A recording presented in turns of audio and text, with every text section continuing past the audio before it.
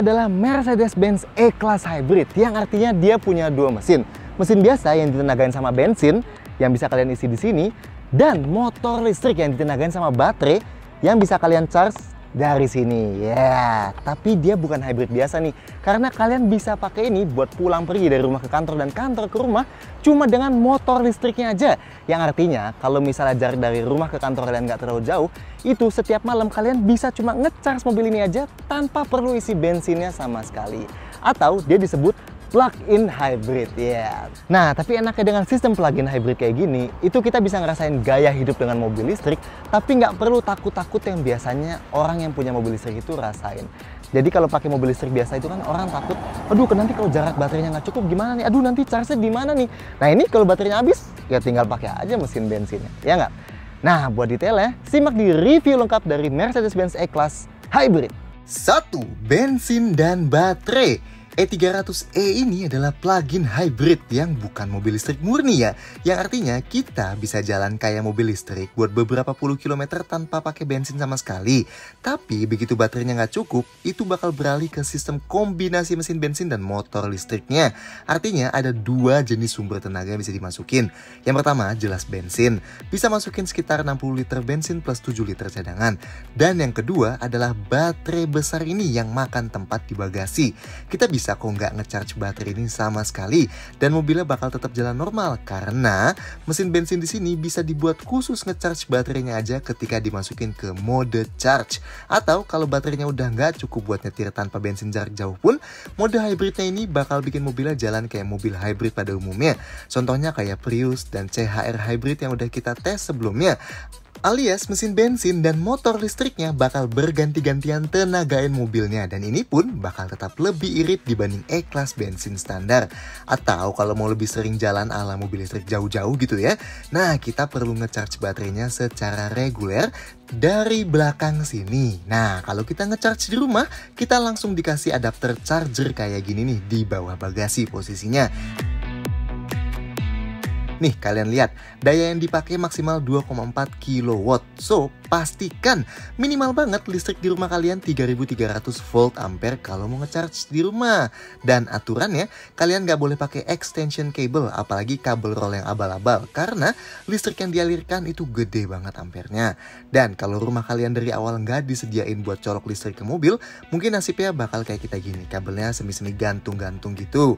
Anyway, kapasitas baterainya 13,5 kWh dan Mercy ngeklaim pakai listrik rumah bisa ngisi dari 10 sampai 100% dalam waktu 4,5 jam. Well, kita ngisi 75% butuh sekitar 2 jam buat full dengan keterangan listrik yang masuk 1,7 kW dan waktu dari 30% butuh sekitar 5 jaman buat full gitu. Tapi kalau kalian pakai pas pulang kerja, kalian colok malam-malam, pasti pagi-pagi udah full sih listriknya. Tapi kalau kalian nemuin fast charger, misalnya nih kayak kita di Ion Mall BSD kayak gini, atau misalnya di gedungnya Mercy ada juga nih, dan kedepannya kita yakin pasti banyak yang dibangun di tempat-tempat umum.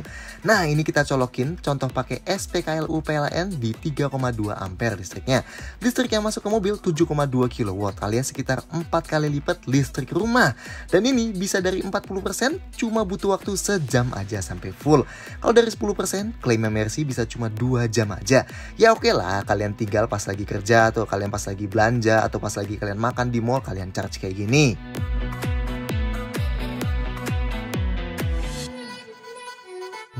Dua mesin. Tentunya karena ada dua sumber tenaga, mesin di sini pun juga ada dua ya. Mesin pembakaran internal alias mesin bensin 2000 cc berturbo yang bertenaga 208 HP atau 211 PS dan torsinya 350 Nm.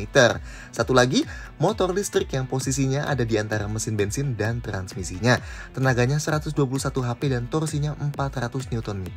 Dan bayangin, karena ini adalah motor elektrik, torsi itu yang lebih gede dari torsi mesin bensin tadi, itu bisa diraih instan dari 0 RPM. Dan yang menyambungkan kedua mesin ini ke kedua roda belakang adalah transmisi otomatis 9 percepatan. Penyambungan kedua mesin ini termasuk cukup complicated ya. Contohnya ada clutch tambahan diantaranya buat bisa nyetir full elektrik, ada lockup clutch buat starting mobilnya, dan ada stator plus rotor cooling supaya motor listriknya bisa dipakai dengan bobot tinggi sekalipun. Kalau dikombinasikan, E300e ini bisa menghasilkan tenaga 315 HP dan torsi 700 Nm. Ini lebih tinggi dibanding E350 50. Makanya secara akselerasi pun E300e ini sama sekali nggak bisa diremehin. 0-100 cuma dalam 5,5 detikan aja. Luar biasa cepat buat sebuah mobil hybrid yang tenang luar biasa kayak gini. Siapa bilang yang ada hybrid-hybridnya selalu pelan dan pentingin konsumsi aja ya kan? Buat detail rasanya nyetirnya nanti ya di nomor 9. 4 mode. Oke, mungkin yang ini sedikit bikin agak bingung. Sebenarnya, E-Class Hybrid ini punya 2 jenis mode berkendara. Ada yang bikin respon mobilnya berubah-ubah, dan ada juga yang bikin cara kerja hybridnya berubah. Mode yang buat ubah respon mobilnya disebut Dynamic Select. Dan kayak biasa, di sini ada 5 mode dan bisa dipindahin pakai tombol kecil ini. Ada Comfort, Sport, Sport Plus, Individual, dan Eco. Ini bakal ngubah respon gas dan transmisi, bobot setir, keempukan suspensi, stability control, dan Eco Assist-nya. Nah, mode yang buat ngubah sistem hybridnya pakai tombol di paling bawah kiri sini. Ini nih yang unik yang gak ada di Mercy lainnya. Ada 4 mode ya. Yang pertama, Hybrid. Di mode Hybrid ini, motor listrik dan mesin bensinnya bakal bekerja berdampingan. Contohnya, kalau kita gasnya pelan-pelan atau cuma injek setengah pedal gas aja, yang tenagain itu cuma motor listriknya aja. Kalau kita injek pedal gasnya misalnya 3/4 atau kalian kick down, dia bakal masuk ke mesin bensinnya. Kalau jalan santai di atas kecepatan 100-an km per jam di mode Comfort, biasanya mesin bensinnya baru akan nyala. Sedangkan kalau di mode Eco, mesin bensinnya baru nyala di atas 120-130 km per jam. Dan kalau baterainya udah mau habis, mode hybrid ini bakal otomatis ganti-gantian nyalain mesinnya buat charge, pakai charge elektrik lagi. Pokoknya di mode ini semuanya berjalan full otomatis, kalian gak usah terlalu banyak pikirin. Lanjut, ada mode E-Mode. Mode ini sangat memprioritaskan jalan hanya dengan motor listriknya aja. Nah, ini nih mode yang kalian pakai kalau mau komuter sehari-hari tanpa pakai mesin bensin sama sekali. Di mode ini, mesin bensinnya cuma bakal nyala kalau kalian kick down sampai ujung pedal gasnya banget, atau kalau kalian turunin gigi pakai pedal shift. Karena kalau kalian kayak gitu, itu dianggap kalian butuh dorongan tambahan dari mesin bensinnya. Tapi setelah itu bakal balik lagi kok ke full listrik. So, kalau kalian injek pedal gasnya 3/4 pun, dia bakal berakselerasi keras tapi hanya dengan motor listriknya aja. Nah, klaimnya Mercy, di mode ini alias tanpa bensin sama sekali, mobil ini bisa nempuh sampai jarak 50 km. Setelah kita cobain, kita dapat jarak sekitar 46 km dengan rute kombinasi dalam kota lancar dan tol. Dan konsumsi listriknya 19 kWh per 100 km. Cukup oke lah buat yang rumahnya di Jakarta dan kantor di Jakarta juga misalnya. Bisa tuh kalian pulang pergi pakai listrik doang. Dan setelah baterainya full habis, dia bakal switch ke mode hybrid dengan sendirinya. Lanjut, ada mode E-Safe. Nah, di mode ini yang diprioritaskan adalah jalan dengan mesin bensinnya. Dengan pengecualian kalau kalian lagi deselerasi, lagi di jalan kecepatan super rendah, atau lagi berhenti, mesin bensinnya bakal mati dan switch ke motor listrik. Tujuannya, ini misalnya kalau kalian mau jalan jauh, tapi mau nyimpen baterainya nanti tuh kalau kalian udah deket tujuan. Misalnya nih, kalian mau jalan ke Semarang dari Jakarta. Selama di tol, mobilnya bakal prioritaskan buat pakai mesin bensin supaya kapasitas baterainya tetap awet dan deket-deket 100%. Tapi di mode ini itu nggak begitu banyak buat ngecharge baterainya loh ya. Jadi fokus buat jalan aja mesin bensinnya. Nanti begitu udah masuk kota Semarangnya, baru deh kita ganti ke mode E-Mode supaya bisa pakai motor listriknya.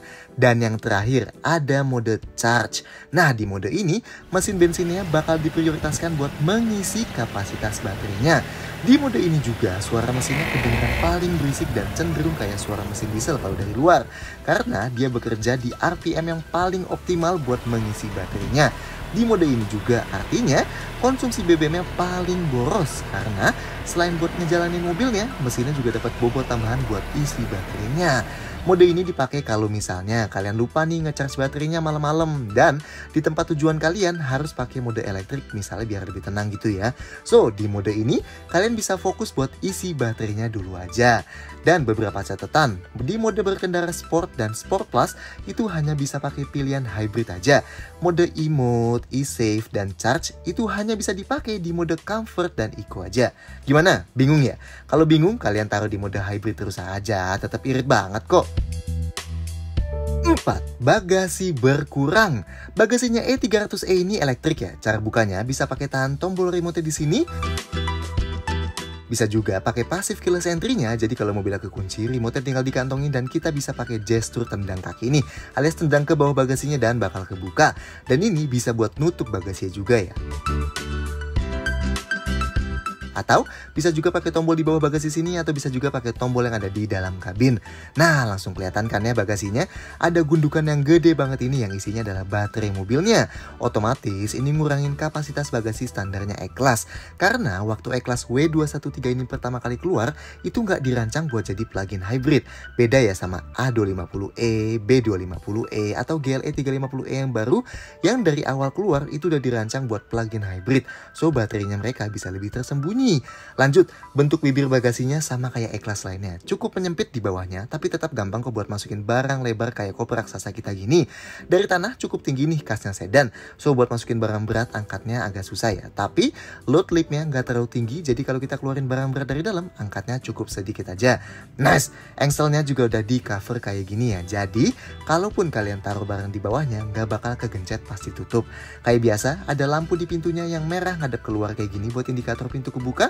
Dan yang ngadep ke bawah warna putih buat terangin isi bagasinya. Termasuk ada lampu di bawah sini juga nih buat terang-terangin lagi. Segitiga emergensinya ada di balik pintu sini. Detail di kiri sini ada jaring plus perlengkapan P3K, dan di sebelah kanan ada cover-cover ke tempat kelistrikan. Nah, kalau lantainya kita buka, ini enak nih, nggak usah kita tahan sendiri, tinggal digantung kayak gini aja. Mantap. Di bawah sini ada kompartemen buat charger bawaannya, dan ada kompresor plus cairan tambahannya, dan besi buat narik mobilnya ada di sini ya. Lanjut, tes koper. Nah, karena ada gundukannya kayak gini, jadi koper medium kita kalau mau dikebelakangin harus diangkat gini. Dan ditidurin gini aja udah sangat pas-pasan ukurannya. Kalau diputar aja, nongol keluar kayak gini.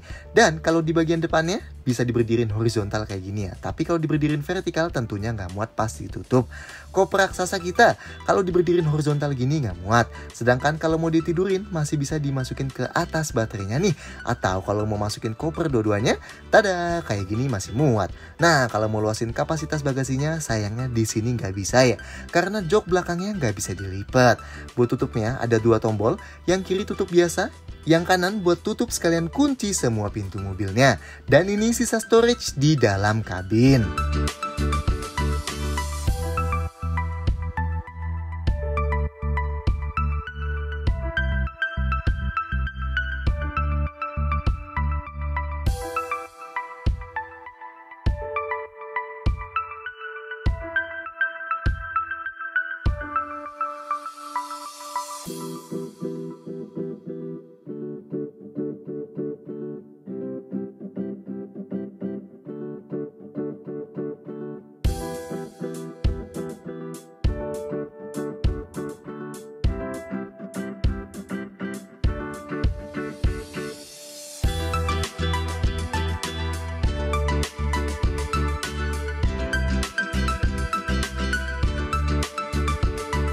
Lima, eksterior E-Class. Secara desain, E300e ini hampir nggak ada bedanya dengan E-Class non-hybrid W213 biasa. Tapi yang E350 ya, karena sama-sama AMG line di sini. Kalau yang E300 baru kan Avantgarde line tuh.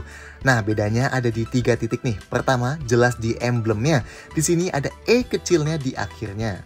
Beda kedua, emblem lagi. Di fender depan sini ada emblem EQ Power kayak gini yang nandain sistem plug-in hybridnya dia. Dan ketiga, tentu potongan cup charger di paling belakang sini. Sisanya sama persis kok. Grillnya yang 2 strip itu dan bumper bawahnya yang super agresif. Lampu depannya juga pakai kasta teratasnya Mercy ya, multi beam LED. Keren nih, kalau dinyalain proyektornya ada biru-birunya. Dan bahkan kalau kita baru buka kuncinya, ada biru-biru di garis LED-nya kayak gini nih. Nice, lampunya jelas full LED dan di arealnya khas E-Class yang 2 strip kayak gini.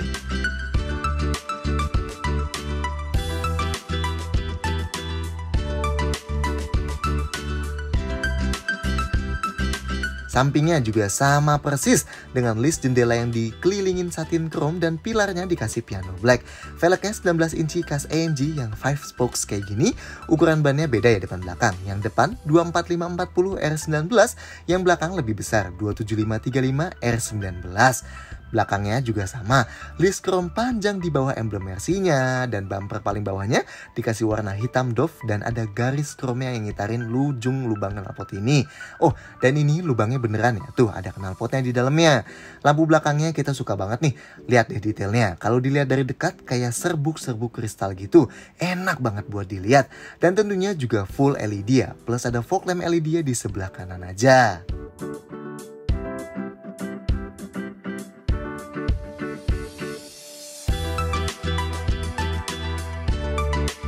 6. Interior sangat mewah. Sama kayak eksteriornya, interior E-Class Hybrid ini mirip dengan E-Class lainnya. Bahkan yang benar-benar cuma khusus ada di E-Class Hybrid ini, itu cuma 2 tombol yang ada di ujung kiri bawah sini, dan juga tombol yang di jajaran tombol AC sini. Selebihnya mirip kayak interior sangat mewah ala-ala E-Class standar, tapi beda di pemilihan bahan-bahannya aja. Kayak misalnya panel-panel yang di dashboard ini dan yang di door trim ini, itu pakai model ala-ala karbon yang juga dipakai di E300 Sport Style yang baru. Begitu juga yang di konsol tengahnya pakai piano black yang luar biasa besar kayak gini. Bahan di joknya di sini pakai kombinasi bahan kulit dan di tengahnya ada bahan alcantara atau microfiber yang super lembut itu. Sedangkan setirnya pakai model ala AMG lain yang di bawahnya rata kayak gini. Sisanya mirip-mirip di E350 kok. Ada panoramic sunroofnya yang ngasih kesan lega di dalam, sampai ke ambient light sangat banyak di berbagai macam tempat dan bisa juga diganti jadi 64 pilihan warna yang beda dan beberapa kombinasi warna. Buat masuk ke dalam sini, pintunya tentu sangat-sangat berat ya. Dan napak ke dalamnya juga termasuk rendah. Dan tentunya ada easy entry exit. Jadi pas kita masuk, joknya itu dibuat mundur dan setirnya dibuat naik dulu supaya kita gampang masuknya. Pas kita nyalain mesin, joknya bakal maju dan setirnya bakal turun ke posisi kita. Pas mesinnya dimatiin, bakal mundur lagi dan naik lagi supaya kita keluarnya gampang lagi. Ini bisa kita matiin, nyalain kok di head unitnya. Posisi duduknya juga termasuk sangat rendah. Dan buat atur posisi joknya pakai tombol yang ada di pintu sini nih, yang ada 3 memori juga. Ini bisa diatur 12 arah ya, termasuk headrest yang bisa dinaik turunin elektrik gini. Dan bisa juga headrestnya diatur maju mundur secara manual supaya bisa duduk sambil nyetir tanpa kepalanya ngedanga. Dan buat atur lumbar 4 arah, tombolnya ada di bawah jok sini. Yang penumpang juga sama persis, tapi yang keren, sisi penumpang sini bisa diatur langsung dari posisi jok driver nih. Dengan klik tombol ini kalau kita mau ngasih ruang lebih ke penumpang VIP di belakang kiri. Sandaran tangan di tengah tentunya juga ada dilapis kulit yang empuk kayak gini, dan karena panjang, jadi tangan kita bisa sandarin sambil pegang setir kayak gini. Dan yang di pintu juga ada dilapis kulit jadi empuk. Seatbeltnya bisa dinaik turunin, pengaturan setirnya tilt dan teleskopik elektrik, dan buat sandaran kaki kiri drivernya udah dikasih gundukan tapi tanpa pad plastik ya. Detail lain di depan udah dikasih seal plate metal kayak gini nih. Lampu kabin di depan udah ada 2 di bawah spion tengahnya dan yang gede banget di tengah sini. Pegangan tangan di depan udah dikasih di sisi penumpang depan di driver juga, dan sun visornya di kiri kanan sama-sama ada card holder dan kaca yang bisa ditutup buka plus lampu LED-nya nih, dan ada tambahan sun visor kecil yang bisa dipakai kalau kita lagi kesampingin sun visor utamanya. Dan yang utama ini bisa kita geser ke belakang kayak gini ya. Nice. Oke, sekarang kita ke belakang. Pintu belakang sini juga sama nih beratnya. Sudut masuknya masih termasuk cukup luas dan buat napak, kepala kita harus agak nunduk. Nah, biar Pak Bos dapat privacy, di kiri kanan udah dikasih sunshade manual kayak gini ya. Sedangkan yang di kaca belakang ada sunshade elektrik yang bisa dinaik turunin pakai tombol di depan. Kayak E-Class lainnya, dudukan jok ini emang sedikit agak rendah. Jadi kalau kaki kita nggak selonjor, sudut paha orang di atas 170 cm masih agak naik sedikit kayak gini. Tapi masih di posisi nyaman kok. Dan kalau kakinya sepatunya masuk ke bawah jok depan pas lagi dibuat paling turun jok depannya, emang agak kejepit kayak gini sih. Tapi enaknya ruang kakinya masih sangat-sangat lega. So termasuk nyaman dan proper buat penumpang di belakang sini. Headroomnya nggak terlalu lega tapi masih aman lah. Ketiga headrestnya adjustable ya di belakang. Sedangkan sudut sandarannya fix ya, termasuk relax banget. Sandaran tangan di pintu udah dilapis kulit jadi empuk juga. Sedangkan di tengah tentunya ada armrest lipatnya kayak gini, biar bisa duduk posisi ala bos. Kalau mau duduk bertiga, napak ke tengahnya kakinya harus sedikit nekuk, soalnya konsol tengahnya mundur banget dan lantainya sangat tinggi di tengah. Jadi kaki kita pun harus ke kiri kanannya ya, nggak bisa di tengah sini. Dudukan di tengahnya sedikit lebih keras dan sedikit lebih tinggi dibanding di kiri kanannya, dan supportnya lebih kecil juga. Tapi masih cukup oke lah. Sandarannya lebih keras ya karena ada armrest tadi, tapi karena masih ada headrestnya dan seatbelt 3 titik, jadi masih oke lah buat duduk bertiga. Detail yang enak di belakang sini, ventilasi AC-nya selain ada di tengah, ada juga di pilar B nih. So nggak usah takut kepanasan. kemasan. Lampu kabin belakang ada di kiri kanan ya karena ada sunroofnya di tengah. Dan pegangan tangannya sama-sama ada gantungan bajunya. 7. Fitur sangat berlimpah.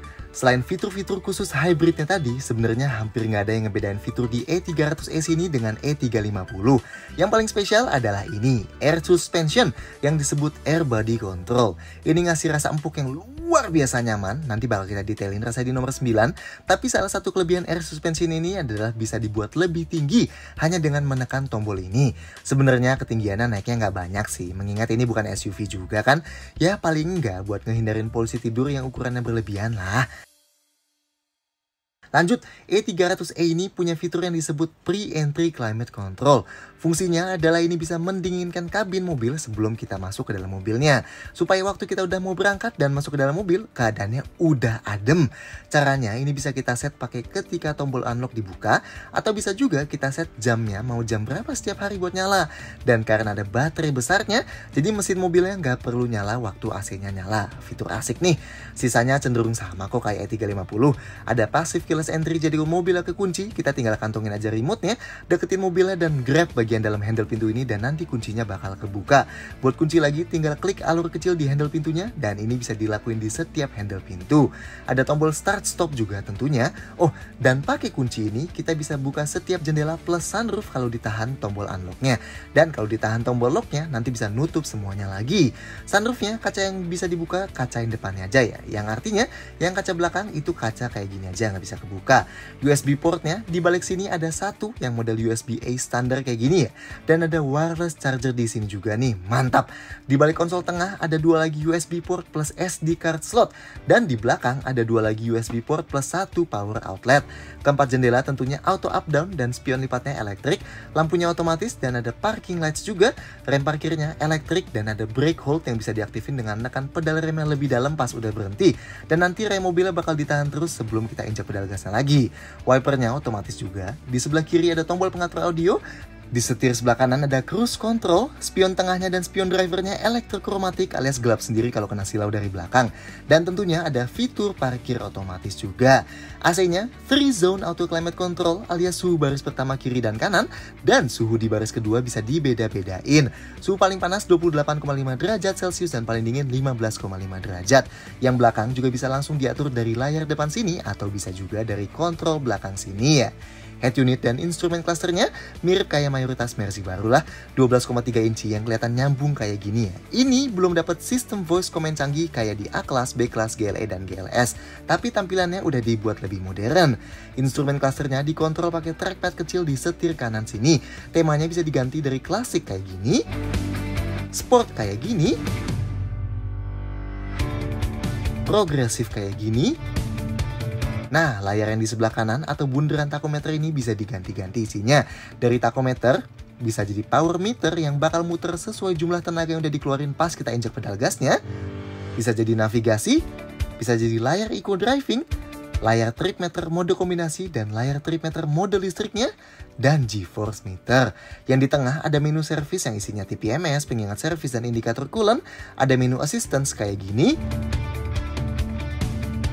Ada menu trip meter yang isinya lengkap banget gini. Ada menu navigasi, ada menu teleponi, dan menu media. Head unitnya bisa dikontrol pakai trackpad di tengah sini dan tombol di sekitarnya. Bisa pakai trackpad di setir kiri juga, tapi nggak bisa layar sentuh ya. Ada Apple CarPlay dan Android Auto, ada menu navigasi, ada radio, ada media termasuk Bluetooth juga, dan settingsnya bisa diatur termasuk setiap opsi menu hybrid yang kita jelasin di awal tadi, pengaturan mode berkendara individual, buat ngatur sistem safety-nya, buat atur ambient light dan settings lampu lainnya, dan fitur-fitur kayak belt alignment, acoustic lock, spion lipat otomatis, auto door lock, pembatas ketinggian buka bagasi, dan easy entry exit. Dan tentunya sound systemnya premium dari Burmester kayak gini ya. Nah, yang agak kurang, menurut kita di harga 2 miliar, harusnya E-Class Hybrid ini udah dikasih soft closing door. Atau hal kayak heater atau pendingin jok juga sayangnya di sini belum ada. Tapi fitur-fitur tadi aja sebenarnya udah super duper lengkap sih ya, termasuk oke banget lah. 8. Safety super lengkap. Soal safety kurang lebih mirip E350 yang artinya luar biasa lengkap. Yang beda di sini adalah soal chargernya. Adapter E300e ini udah dilengkapi sertifikasi IP67, mirip sama HP-HP flagship kalian yang artinya tahan debu dan tahan diceburin ke air sedalam 1 meter sampai dengan 30 menit. Yang artinya kalau kena percikan hujan nggak bakal masalah lah. Airbagnya ada 7, 2 airbag depan dan 1 airbag lutut driver, 2 airbag samping yang ada di jok depan, dan 2 lagi airbag panjang yang ada di pilarnya. Rem depannya ala Mercy AMG Line pakai ventilated cross drilled kayak gini yang kalipernya bertuliskan Mercedes-Benz. Yang belakang ventilated disc nggak bolong dan jelas ABS, EBD juga udah komplit lah ya. Oh, dan karena ada motor listriknya, jadi ada regenerative braking alias efek pengereman dari motor listriknya yang berasa ketika kalian ngelepas pedal gasnya di kecepatan rendah sampai kecepatan medium. Lanjut, stability controlnya seperti biasa ngumpet di head unit kayak gini. Sensor parkirnya ada 6 titik di belakang dan ada 6 titik lagi di depan. Dan tentunya ada indikatornya di head unit kayak gini. Dan kameranya banyak nih. Yang belakang baru muncul gini waktu dibutuhkan.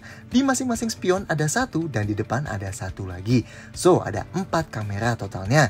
Dan ngebentuk pandangan 360 derajat kayak gini yang ada beberapa jenis pandangan kayak gini. Nice, ada hill start assist tentunya, dan ada juga tire pressure monitoring system di MID, dan ada attention assist juga yang bisa ngasih tahu kalau kita terdeteksi capek nyetirnya. Nah, sisanya masuk ke kategori safety active, alias yang secara aktif bisa mencegah kita dari terjadi kecelakaan. Mulai dari active brake assist alias rem otomatis. Ini bisa mendeteksi kalau mau terjadi tabrakan frontal dan kalau kita nggak gubris bakal ngerem secara otomatis. Ada blind spot assist juga. Ini adalah indikator kecil di spion yang bakal nyala kalau terdeteksi ada mobil atau motor di sudut titik buta kita dan bakal berkedip plus bunyi kalau kita tetap nyalain lampu sein ke arah situ.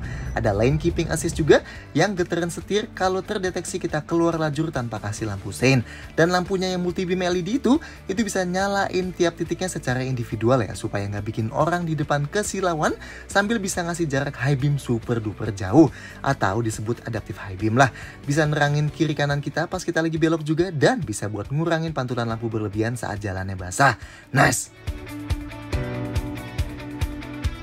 9. Gimana rasanya? Oke, jadi gimana nih rasanya pakai Mercedes plug-in hybrid?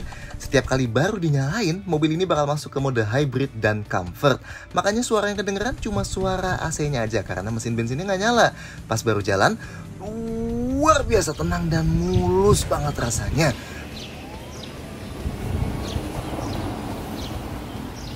Soal kemulusan emang gak ada yang ngalahin motor listrik sih ya. Dan selama baterainya masih banyak, jalan sampai kecepatan medium masih cuma ngandalin motor listriknya aja. So, rasa mulus pas dari kita nyalainnya itu tetap jalan terus. Kalau kita mau berakselerasi mendadak dan kita kick down, transisi nyala mesin bensinnya juga termasuk sangat-sangat halus. Dan karena dibantu motor listrik, jadi nyampe kecepatan 130 km/jam ke atas luar biasa cepat rasanya. Akselerasi mendadak E300e ini juga jadi yang kerasa paling instan alias paling minim lag dibanding E-Class lainnya. Injek gas dan responnya langsung ngegigit banget. Tapi emang feel remnya harus dibiasain banget nih. Di kecepatan rendah dan medium, begitu kita lepas pedal gasnya, biasanya regenerative brakingnya bakal langsung bereaksi, alias mobilnya berasa kayak ngerem sendiri gitu. Dan rasa pedal remnya juga sedikit agak menebal, khas-khasnya mobil hybrid. Tapi nyetir pakai ini sejam 2 jam juga bakal langsung adaptasi lah sama rasa remnya. Yang enak bahkan di kecepatan tinggi, begitu kita deselerasi alias lepas pedal gasnya, mesinnya biasanya langsung mati dan pindah ke motor listrik. Jadi efek coastingnya lebih berasa bahkan dibanding di E-Class lainnya.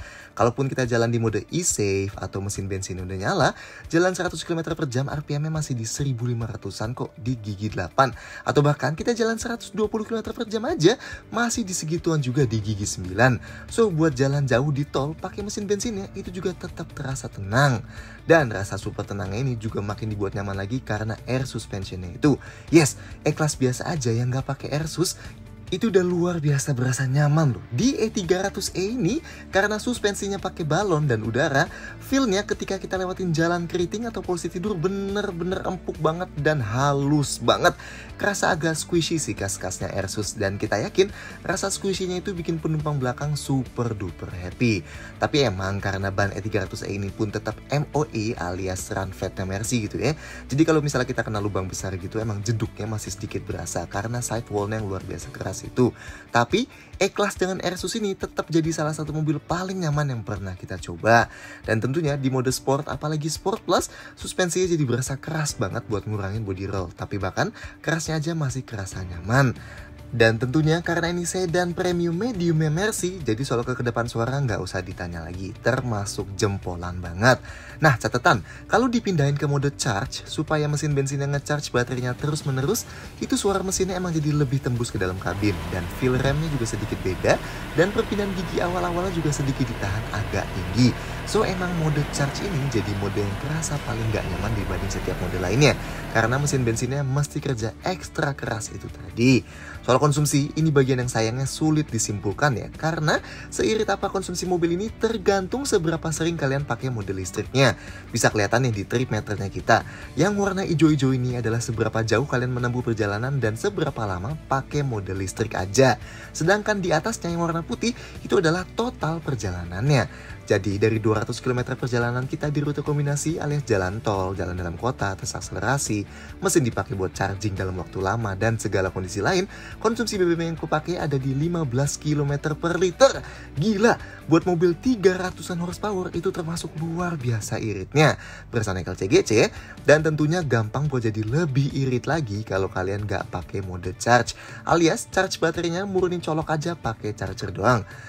Kayak contohnya waktu kita ngetes pakai e-mode ini dari baterainya full, itu selama 46 km kita nggak pakai bensin sama sekali. Bisa lihat kan di konsumsi BBM-nya yang 0 liter buat 100 km.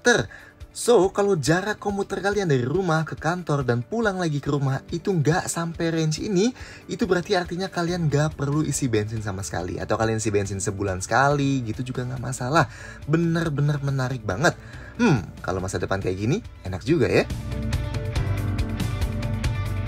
10 detail dan kesimpulan. Beberapa detail minor, E300e ini diimpor langsung dari Jerman ya. Buat bensin yang dipakai, oktannya bisa pakai minimum RON 95 kayak Shell V-Power dan sejenisnya.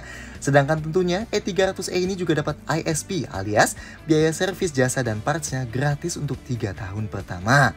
So kesimpulannya, E300e buat siapa sih E-Class plug-in hybrid kayak gini? Well, di harga 2 miliar, kita yakin pembeli di kelas ini nggak lagi pikirin soal seirit apa sih mobil mereka. Meskipun ini bisa dibilang mirip iritnya kayak LCGC. Tapi di balik keiritan itu, E300e ini cocok buat mereka yang nyari the best comfort dibanding setiap E-Class lainnya, alias kenyamanan terbaik. Berkat motor listriknya, mobil ini nyaris nggak ada suaranya dari dalam setiap pakai mode e-mode. So, sound system bermesernya bisa dinikmatin lebih maksimal. Atau kelembutan air suspension yang sangat-sangat luar biasa itu juga nggak bisa didapat di model E-Class lain yang dijual di Indonesia. Atau hal sesimpel jadi nggak usah sering-sering ke pom bensin, itu juga jadi nilai plus lebih si E-Class plug-in hybrid ini. Tapi pertanyaannya, apakah kelebihan-kelebihannya itu worth it buat nambah 500 juta dari E350? Atau nambah 700 jutaan dari E300 biasa? Menurut kita sih enggak ya, tapi kayaknya Mercy Indonesia juga udah tahu soal hal ini. Makanya mereka pasangin stiker yang gede banget ini ke mobil tes yang dipinjemin ke media ini. Mercy jual ini sekarang lebih buat ngasih tahu ke orang sebanyak-banyaknya. Hey, kita juga punya loh mobil yang ada teknologi listriknya. Hey, kita udah siap loh jualan mobil listrik. So, nanti setelah aturan pajak elektrifikasi mulai berlaku dan mobil kayak gini bisa dijual dengan harga lebih murah, orang-orang langsung tahu, oh iya Mercy kan udah punya ya mobil yang ada listrik-listriknya dan bisa lebih cepat buat menerima. Tapi sebelum peraturan itu berlaku, pasar E300e ini tetaplah sangat-sangat niche. So, gimana menurut kalian soal Mercedes-Benz E-Class Hybrid ini? Silahkan sampaikan komentar di bawah, klik like, dan jangan lupa subscribe ke channel YouTube Car Foundation supaya kalian video-video kayak gini lainnya. See you next time!